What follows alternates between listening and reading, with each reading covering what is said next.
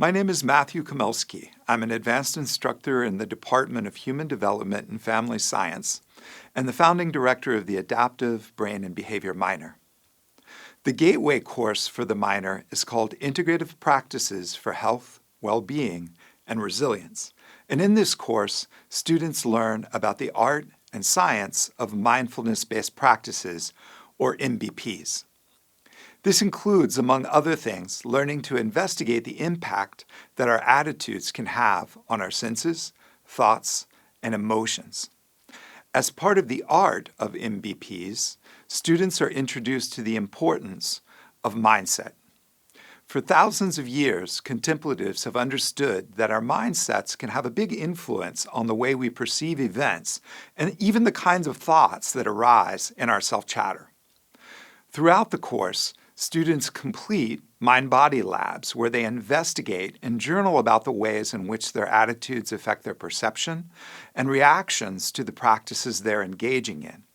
Practices like breath work, yoga, or Tai Chi. They also learn to set intentions and generate specific attitudes when they engage in practice. Students learn about 5 mental states that can distort perception and thinking and hinder growth: anxiety, suspicion, hostility, obsession, and torpor. The purpose is not to eradicate these states, but to learn to be open to understanding how these states impact our mental and physical lives.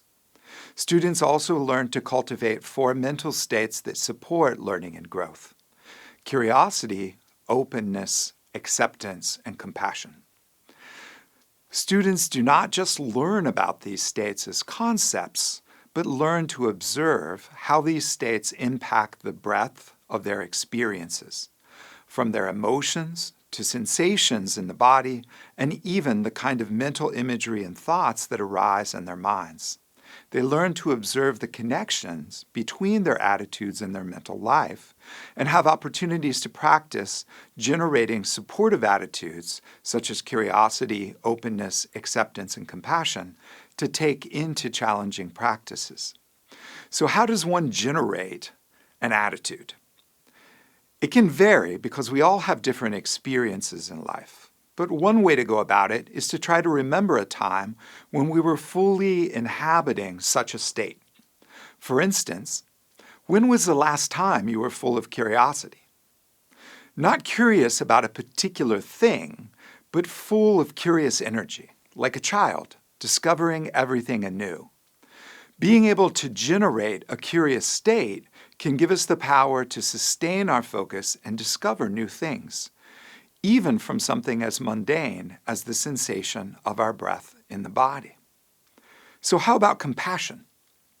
Not as a concept, but as a state. Think about the last time you were moved with a deep sense of wanting to care for someone or something. What did that state feel like in your body? Perhaps it started with empathy, but likely it moved beyond that because compassion helps us to generate ideas about how to support healing or scaffold opportunities for others' growth. Contemplatives take time to ask questions like, for whom do we reserve this compassionate attitude?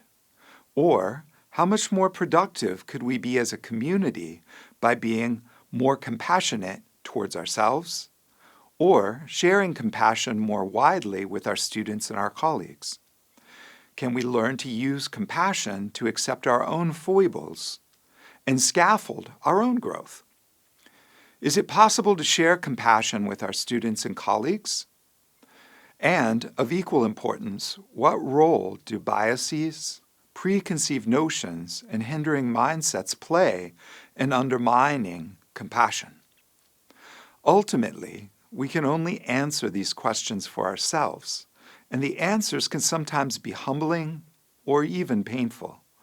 But they can also open the door to more caring relationships and opportunities for mutual support and collaboration. I've seen this transformation take place in my own work and have heard similar stories from many of my colleagues in the contemplative higher education community. Individually, these attitudes each have something unique to offer us, not just when meditating, but even in our research labs or in the leadership of our programs and departments. Personally, I feel good science cannot happen without these attitudes. If we're not motivated by curiosity and compassion for humanity, then why do we engage in STEM? Has the current state of our fields driven us to be obsessed with status and funding? If so, it's not likely to lead to honest outcomes in our research. Without openness and acceptance, science will keep sweeping unexpected or unwanted findings under the rug, and without compassion, we will not take care of ourselves or our students. Equally tragic, we can end up inviting all of the most unproductive states into our classrooms and labs. I believe there is a place for contemplative practices work in STEM, and if you are open to being curious about it, I hope you will compassionately accept my invitation to join us here at VT for the Contemplative Practices for Higher Education Conference in March of 2026.